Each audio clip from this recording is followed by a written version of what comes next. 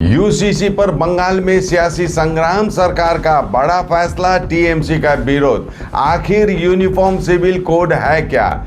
एक तरफ नई सरकार सत्ता में आते ही यूनिफॉर्म सिविल कोड यानी यूसीसी लागू करने की दिशा में कदम बढ़ा रही है, तो दूसरी तरफ तृणमूल कांग्रेस इसे संविधान की भावना और अल्पसंख्यकों के भरोसे के खिलाफ बता रही है। सोमवार को विधानसभा में मुख्यमंत्री बताएंगे कि पश्चिम बंगाल में यूसीसी कैसे लागू किया जाएगा।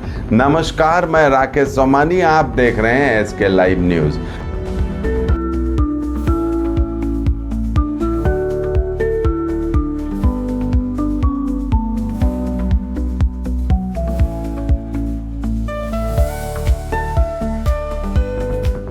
आज हम आपको बताएंगे कि आखिर यूसीसी है क्या, बंगाल सरकार क्या करने जा रही है, विपक्ष क्यों विरोध कर रहा है और इस पूरे मुद्दे का राजनीतिक और सामाजिक असर क्या हो सकता है। सबसे पहले समझते हैं कि यूनिफॉर्म सिविल कोड यानी समान नागरिक संहिता आखिर है क्या। भारत में अभी अलग अलग धर्मों के लोगों के लिए शादी, तलाक, संपत्ति का बंटवारा, गोद लेना और उत्तराधिकारी जैसे मामलों में अलग अलग व्यक्तिगत कानून लागू होते हैं। जैसे हिंदुओं के लिए अलग कानून, मुसलमानों के लिए अलग पर्सनल लॉ, ईसाइयों के लिए अलग, पारसियों के लिए अलग व्यवस्था। लेकिन यूसीसी का मतलब है इन सभी व्यक्तिगत कानूनों की जगह पूरे देश या किसी राज्य में सभी नागरिकों के लिए एक समान नागरिक कानून लागू करना।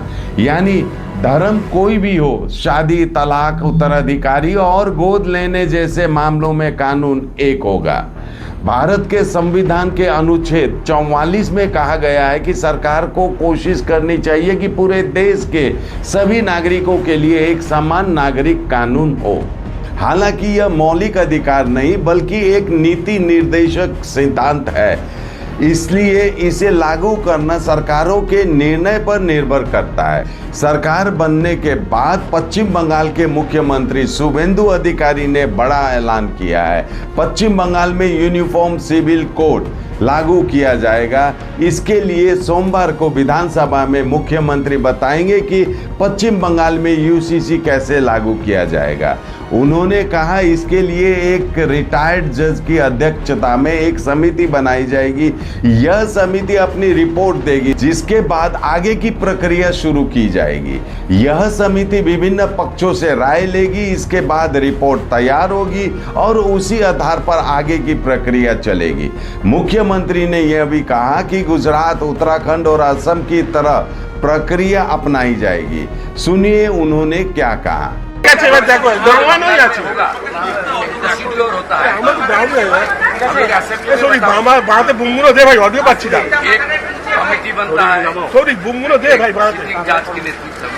गुजरात, उत्तराखंड, आसाम में जिस तरीके से हुआ मानते हो, बाकी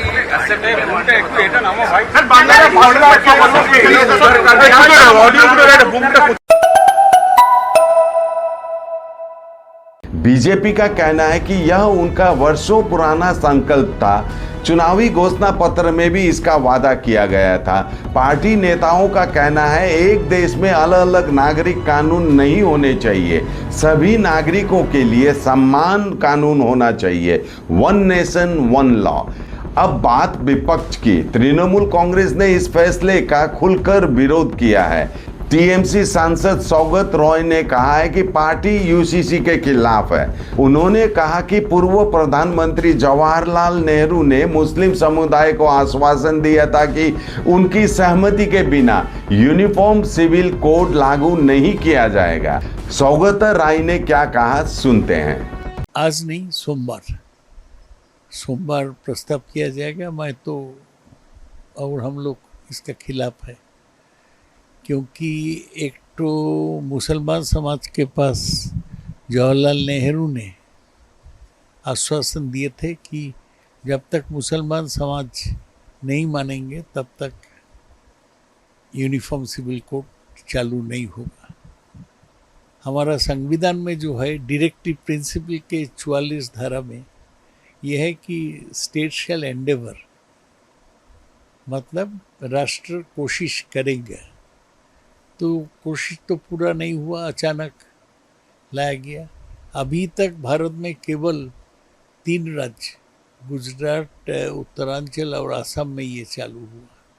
ये तो बीजेपी का कम्युनल एजेंडा है, इसलिए पहले से वो लोग बताए, अमित शाह भी अनाउंस किया था। तो हम देखेंगे कि कम्युनल एजेंडा कैसे बीजेपी रूप देते हैं। नहीं, हम ये नहीं आशा करते हैं। बीजेपी एक ऑथोरिटेरियन पार्टी है, वो कम्युनल एजेंडा जरूर लागू करने चाहेगा, तो देखा जाए। तैयारी क्या करना है? विरोध करना है, विरोध करना है। दूसरा फैक्शन के बारे में मैं नहीं जानता हूँ। तृणमूल कांग्रेस इसको विरोध करेगा।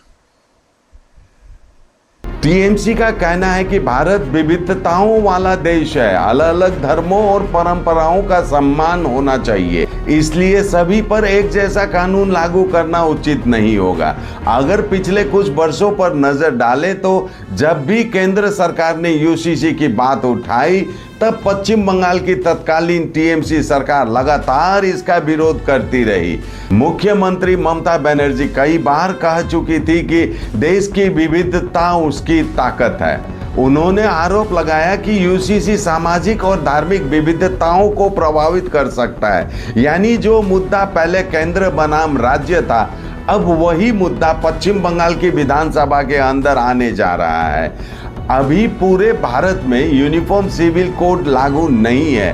हालांकि उत्तराखंड में यूसीसी कानून पारित किया है और उसे लागू करने की दिशा में कदम बढ़ाए हैं। इसके अलावा कई अन्य बीजेपी शासित राज्यों ने भी इसे लेकर समितियां बनाई है या इस पर चर्चा शुरू की है। अब पश्चिम बंगाल भी इस दिशा के ओर आगे बढ़ता दिखाई दे रहा है। सबकी नजर अब सोमवार पर है। सरकार विधानसभा में विस्तृत जानकारी देगी। अगर समिति का गठन होता है तो वह विभिन्न समुदायों, कानूनी विशेषज्ञों और सामाजिक संगठनों के सुझाव ले सकती है। इसके बाद रिपोर्ट के आधार पर आगे की विधायी कदम उठाया जाएगा। यानी अभी प्रक्रिया की शुरुआत हुई है। अंतिम कानून बनने में समय लग सकता है। यूनिफॉर्म सिविल कोड केवल एक कानूनी विषय नहीं बल्कि राजनीतिक, सामाजिक और संवैधानिक बहस का भी बड़ा मुद्दा है। एक पक्ष इसे समानता और सम्मान अधिकार की दिशा में महत्वपूर्ण कदम मानता है, जबकि दूसरा पक्ष इसे भारत की विविधता और व्यक्तिगत कानूनों पर प्रभाव डालने वाला फैसला मानता है। अब देखना होगा कि पश्चिम बंगाल की विधानसभा में सोमवार को क्या घोषणा होती है, समिति कैसे काम करती है और आने वाले दिनों में यह मुद्दा राज्य की राजनीति को किस दिशा में लेकर जाता है। धन्यवाद। बालों की समस्या, त्वचा की परेशानी, सांस या जोड़ों से जुड़ी तकलीफ, समाधान है doctor Batraj homeopathy clinic Siliguri. यहाँ अनुभवी और योग्य डॉक्टर होम्योपैथी, डर्मेटोलॉजी और आधुनिक डायग्नोस्टिक तकनीकों की मदद से आपकी समस्या की सही पहचान और देखभाल करते हैं। प्राकृतिक उपचार, आधुनिक एआई तकनीक और आपकी जरूरत के अनुसार व्यक्तिगत ट्रीटमेंट प्लान के साथ पाएं बेहतर परिणाम। बिना सर्जरी, सुरक्षित और भरोसेमंद देखभाल के लिए आज ही आए doctor Batraj homeopathy clinic, Basant Vihar complex, Don Bosco road, Siliguri. Contact 7045000666।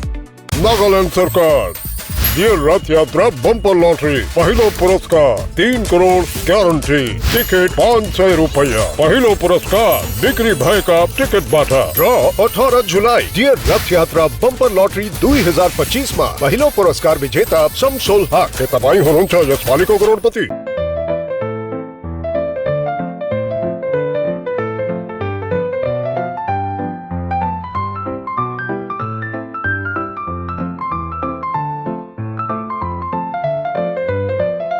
सपने पहले कागज पर बनते हैं, फिर कंक्रीट और स्टील में ढलते हैं।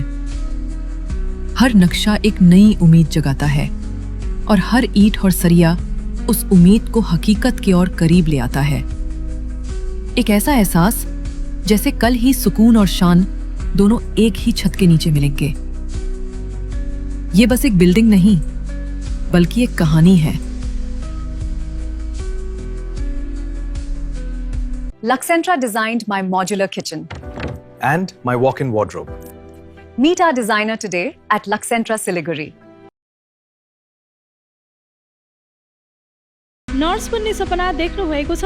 अब पूरा गर्नुहोस्। Adan institute of nursing science, Sisabari, Champasari, Siliguri. यहाँ पाइन्छ 3 वर्षको जीएनएम कोर्स, 4 वर्षको बीएससी नर्सिङ, 100% प्लेसमेन्टको ग्यारेन्टी, साथै सजिलो ब्याङ्क लोन र किस्तीमा भुक्तानी पनि, स्कलरसिपको सुविधा, हस्टेल सुविधा उपलब्ध, क्रेडिट कार्ड फेसिलिटिज पनि। पश्चिम बङ्गाल सरकारद्वारा मान्यता प्राप्त, एफिलिएटेड टु WBNC, WBUHS र INC। आजै सम्पर्क गर्नुहोस् Adan institute of nursing science 80162355669।